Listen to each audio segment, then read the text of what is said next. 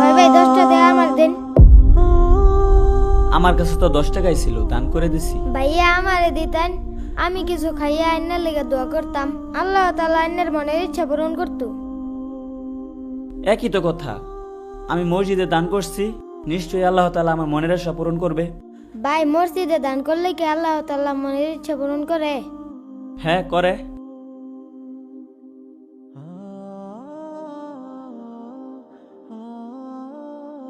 ভাই আমিও তো দান করলাম, আল্লাহ তাআলা কি আমার মনের ইচ্ছা পূরণ করবে?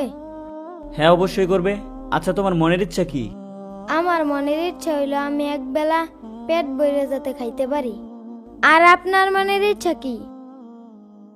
আমার মনের ইচ্ছা, আরে থাক বাদ দাও। এই দাঁড়াও, হ্যাঁ এদিকে আসো।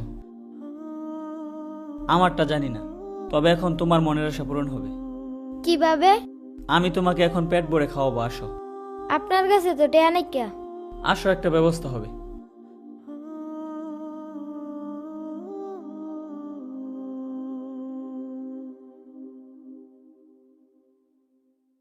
ভাই আপনি তো আমার খাওয়াইলেন, আমার মনের ইচ্ছা পূরণ করলেন, কিন্তু আপনার মনের ইচ্ছা কি এটা তো কইলেন না। আমার মনের ইচ্ছা থাক বাদ দাও। আমার আবার মনের ইচ্ছা আল্লাহ কোনোভাবে একটা রিজিকের ব্যবস্থা করে দিলে হয়। সামনের মাস থেকে যে কিভাবে কি করব কিছুই বুঝতেছি না।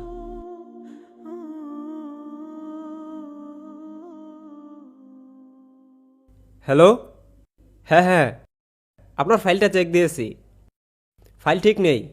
আপনি কালকে অফিসে আসেন, তারপর ডিটেলে কথা বলি। আচ্ছা ঠিক আছে।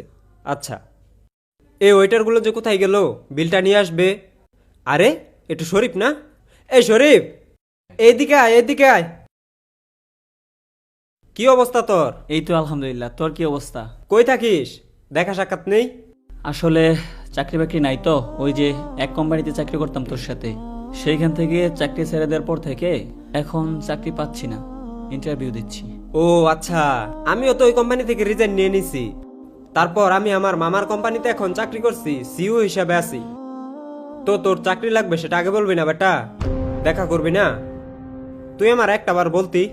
আসলে চাকরির পেরায় তোর কথা আমার মাথায় আসে নাই। কালকে থেকে আমার কোম্পানিতে তুই জয়েন দিয়ে দিস, ঠিক আছে? আর এখন লোক নিচ্ছে, আর তুই আমার বন্ধু, সিবি টিভি কিচ্ছু লাগবে না, তুই কালকে সকাল থেকেই জয়েন দিয়ে দিবি। কি বলিস? সিবি নিয়ে আসি, ইন্টারভিউ দেই? আরে কিসের সিবি, সমস্যা নেই, তুই কালকে থেকে জয়েন দিস, ঠিক আছে? কালকে থেকেই? আচ্ছা। আচ্ছা ঠিক আছে, তুই কালকে সকালে অফিসে দেখা করিস। আচ্ছা থাক তাহলে।